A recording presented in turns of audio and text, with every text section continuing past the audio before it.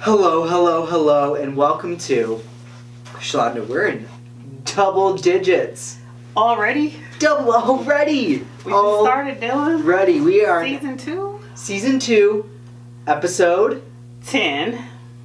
And today we actually have a fabulous episode for you, and I want to give a shout out to Shaluanda because she was the one who thought of this, to be honest, great topic. Well, I couldn't do this without you for one, so I know. Shout out to you as well, Dylan. When this episode airs, it's going to be after Halloween, but just right after. So it goes into the Halloween theme, so hold on to those Halloween spirits. Today I'm excited to share that we're going to be talking about, did someone die in this house? Wait a minute. What did you say? Did somebody die in this house? We're going to talk about the truth behind stigmatized properties. Dun dun dun. Well, thank you all listeners for joining us. Yeah, today's topic, did someone die in this house, was inspired by a blog that I came across. Mm-hmm. And I said, you know what? I've experienced this at open houses. I've had prospective buyers come ask me, did someone die in this house? And I want to talk about it today. Let's talk about it. Because I think it's important to have this conversation up front, because there are state laws and certain requirements that sellers have to disclose. Right? But let's dive deeper into what it means for our Michigan properties, what's required, and how, did someone die? These stigmatized properties, how it affects, their perceived value. Correct. You ready? I got a story. Let's get into the story. I gotta get into the story. Yeah, tell us the story, Shaluanda. But a few years ago, a family fell in love with a cozy brick colonial tucked away. It was on Detroit's west side. And so the price was right, the kitchen was updated, and the neighborhood was peaceful. But the moment they mentioned the address to a relative, the reaction was instant. Oh. Wait. Wasn't that the house where that thing happened? That was the response. And so suddenly the excitement shifted to an unease. Yep. And so the buyers started second guessing every creak in the floorboards, every shadow in the hall. They pulled out of the deal a week later. But what happened? Nothing new, but perception changed everything. And so this is what we call a stigmatized property. A home that looks perfectly fine on paper, but carries an invisible story. So whether it's a tragedy, rumor, or just a neighborhood gossip, stigma can lower the value, scare off buyers, and create ethical dilemmas for some agents. Yeah. What would be your response if you found a property, Dylan, that you liked? How would you go about, moving forward if maybe you mention it to a friend or a family member and they say, hey, well, did you hear about that thing that happened? My ears would be open. I would want to be like, what happened in that house? Tell me more. Did somebody get murdered in there? So, okay, and I've had that question come up. But why does that matter? I mean, if you think about it, right? The chances that it happens again is low. But I hope so. Me too. Me too. Yes. But not zero, right? And I think it just carries the memories, even though as a new homeowner you're not in that house and you didn't experience it when it happened. Mm-hmm. But what we've noticed is our thoughts really do become what we see as reality, right? So back to the floorboards that are squeaking, the shadows, even though it's not realistic or not true, Mm-hmm. your brain is going to play tricks on you every single time now. Just because you know a certain piece of information. Well, let me ask you this. And for me personally, here's my thought surrounding the whole idea, right? These homes, if they're not new construction, we've had other families living there prior to, us living in the home and these new buyers taking over new ownership, Right. right? People die at home They do. sometimes. Like, Correct. why does that affect me? And I get it. Mm-hmm. Let's throw some holy oil in water, Get the priest pray in, over it, yeah. get the priest in, and keep the ball moving. Yeah. But that's just me. I mean, I would definitely want to know, like, was it a murder? Or was it just a natural death that happened in the home? Because that's two way different things. Yeah. Right? I also want to know where. What room was it in? Because maybe I'm just not going in that room. But I think it was for Michigan and Metro Detroit specifically, there was a home in Livonia, I believe it was. And as a listing agent, Okay, this was a home that I know made the news because it was a murder. Okay. A murder happened in this home. It was on the news. And the issue is, as a listing agent, I mean, you have to know, right? Like, if it's in the news, it's a big story, right? Fair enough. I see your point there. You will want, as a listing agent, you want to know, right, the home story. Correct. And I think that, but what happens when you don't know that home story? The neighbors will tell you. The neighbors will tell you. That's what I've noticed. And so, and you have some neighbors that will volunteer the information, and some, if you ask, they'll definitely share that information too as well. But I think it's important enough for us to mention too that although these events are undesirable, they do not affect the physical condition of the property. Correct. Nothing's changed about the home. Absolutely. As far as like the material aspect of it. So let me say this. And we're going to just throw names out here just for illustration purposes. Mr. Mike. Let's just say Mr. Mike. Uh-huh. Mr. Mike just has been living in his home, property 60 plus years. Elderly guy maybe, and he passed away in his home. Right? And then on the opposing side, you have a property, and this Mr. Mike was murdered in his home, right? What do you think?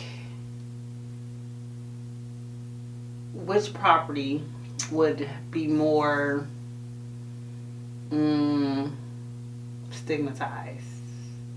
The one who either got murdered or the one who just had a natural death? Yeah. I'm going with the natural death home. Why is that? That history of someone getting murdered in their home, for me, scares me. I'm not a horror kind of guy. I don't like those kind of scary events. Wouldn't it be my bread and butter? And I'm with you. I probably, if it were me and I was the buyer, I probably would actually walk away from a deal like that as well. Yeah. Right? And I'll be honest with you, I did an open house property. Was not my listing. And it was some paranoia. Really? It was some events that happened, and I was like, no way, that just happened. And, oh my God, what happened? But when I reached, and I'll get to that. Okay. Right. Okay. And when I reached out to the listing agent, they didn't have any knowledge. It was a property that an investor had bought. Okay. And that investor only knows what the investor knows. Correct. About the property. And it was sold through an estate. Okay. Right, so someone's estate.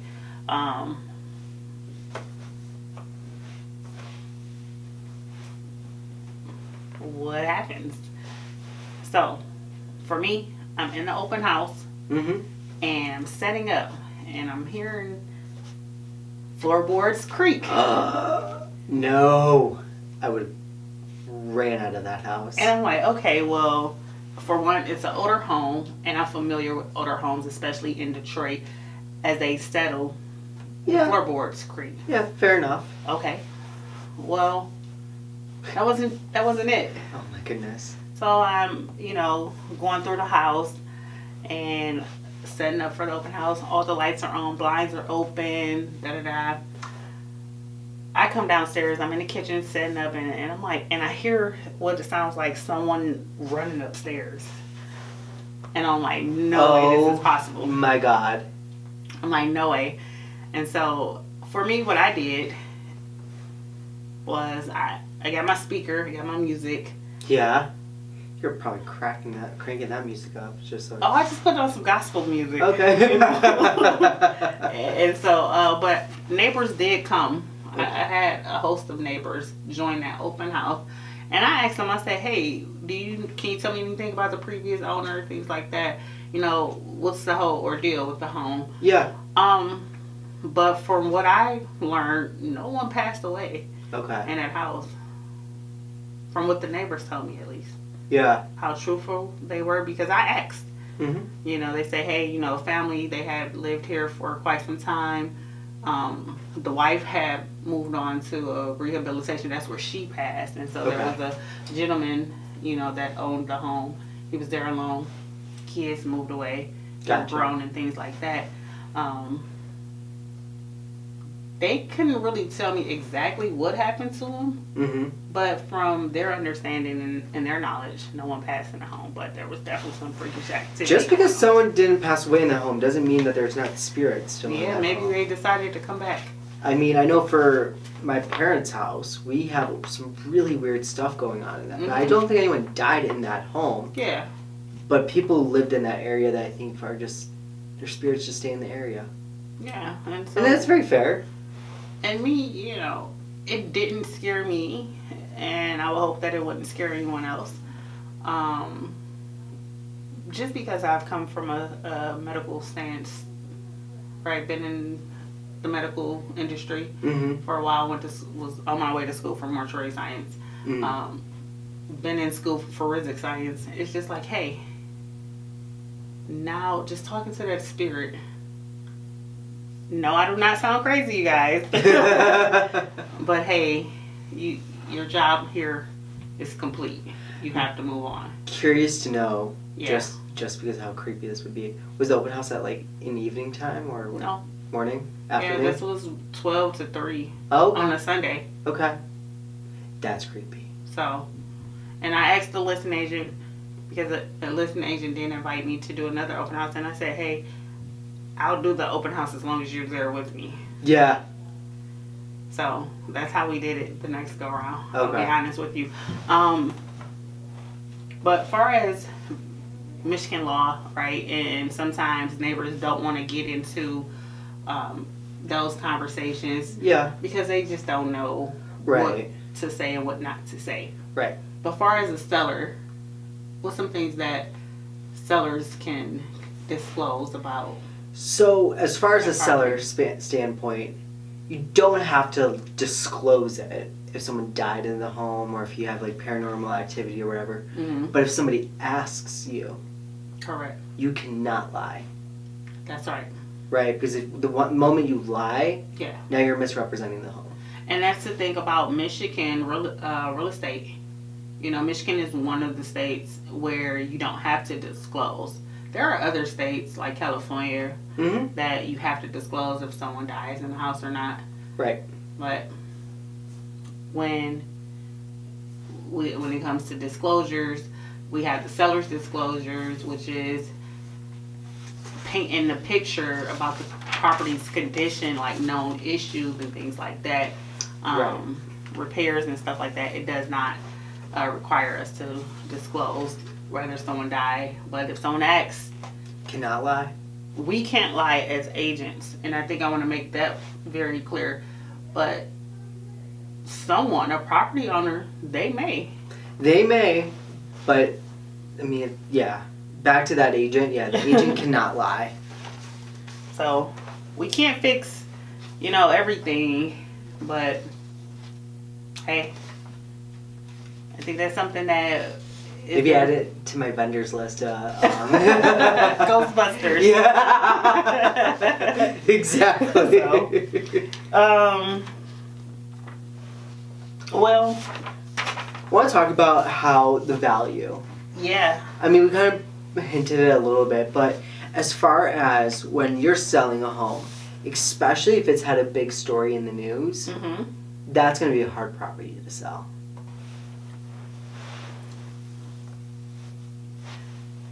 Well, Dylan, and it took me a while to respond because there's this property in Detroit, right? And it's in the Boston Edison district. And during one of my door knocking sessions, activities, where I was going out meeting new neighbors and things like that, just introducing myself, I came across a neighbor who had a very interesting story about the property next door. And this property was one that had been in the news. Okay. Because of just that, right? A doctor was found on the 3rd floor in the attic space. Ooh. With head trauma, and on arrival, during a wellness check, was deemed to be deceased. Okay. On arrival. On discovery. And so, beautiful home, Dylan. Again, I mentioned it's in the Boston Edison district. It had been in the news. His car was later found somewhere on the city's west side. They end up finding the person, the suspect. Okay. Things like that. So my question was, well, who's living in the house now? Because it was kept. It's well maintained. Yeah. And so they said, yeah, well, it did go vacant for just a little time, but they recently sold the home. Wow. And I was like, wow. So now I'm looking to see, what did they sell this home for? Yeah, I'm curious. And it wasn't small numbers. No? No. Okay. So I'm not going to throw out the number because I'm going to be honest, I don't remember the number. Okay. But it's a corner house.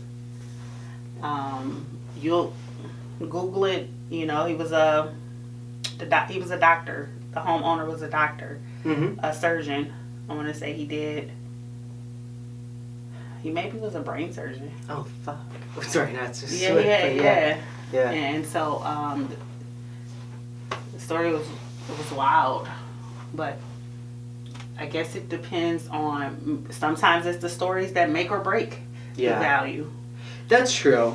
I mean, looking on average though, those stigmatized properties, they can take a hit as far as the value of them from 3 to 15%, depending on what's the story, what happened in that home. Yeah. That's just kind of something that we're looking on average, depending on, again, the story intensity and also what we're looking at as far as what's going on in the market. And I can see that as well. That makes perfect sense, But back to what I think you were saying, though, and this is where I think you were kind of getting into, was the curiosity effect, right? Sometimes investors, they're like, oh, there's a story attached to it. That helps them as far as their marketing abilities of how they want to market the home, right? Yeah. As far as an investor, usually a lot of them will do like a fix and flip, or they will buy it and then rent it out.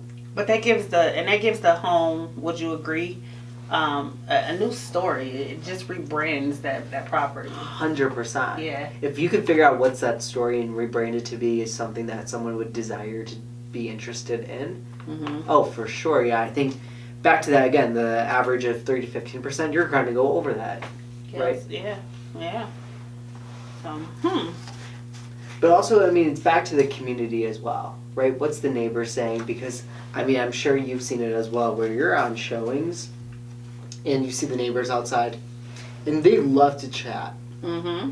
Neighbors will tell you everything and anything. They're like, yeah, Susie down there with that golden retriever Yep. won't shut up. I'm like, oh, okay, good to know. Yes. But also, they'll tell you some great stories as well. And to your point, you know, when I back up and begin the story, that's exactly what happened in this case.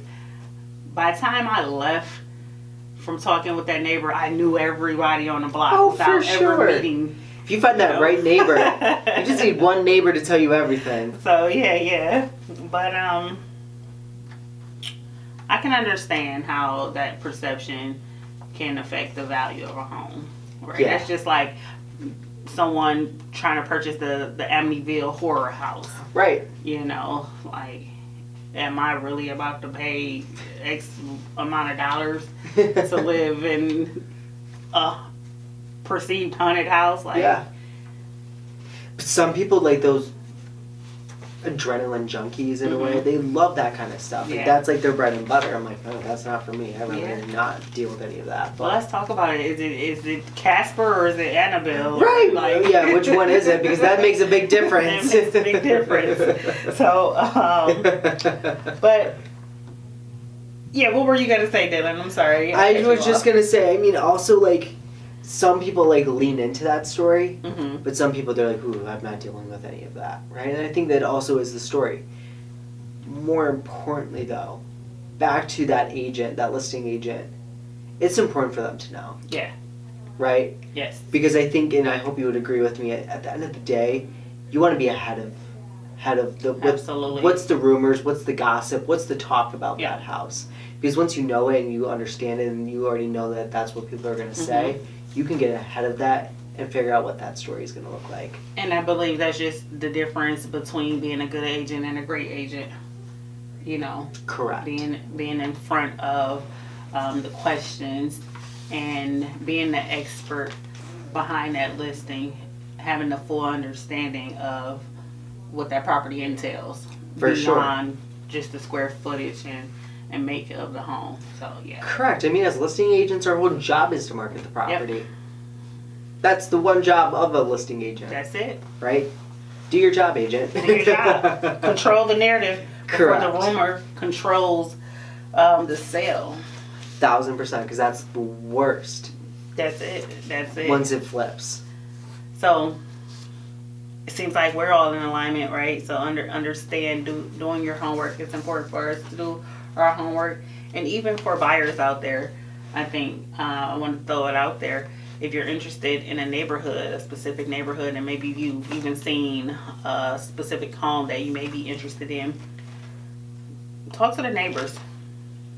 They'll tell you everything. They'll tell you everything. I swear to God. You know? I think that's part of the due diligence of a buyer, right? We can talk to neighbors, but you may have questions outside of what we may typically ask as agents because you're presumably going to be the next homeowner. Correct. Yeah. Correct. So, what else do we got? So, just a couple of reminders, right? So, as agents, just make sure you're always acting in a professional manner. If that is a house that you are listing, or even on helping a buyer decide whether that's going to be a home for them, right? And empathy and handling those sensitive disclosures, right? So we discovered in Michigan, you don't have to disclose it, but if somebody asks you, you cannot lie. Make sure, just as far as going through that whole process, you're always in a sense of professionalism. Absolutely. Remaining professional at all times, I think that is very imperative in the business. And also, even just for this episode, I hope this comes across as we want to make sure we're honoring the past, right? It's all about legacy. Right? Because at the end of the day, that past will help us define what our future is going to look like. I love it.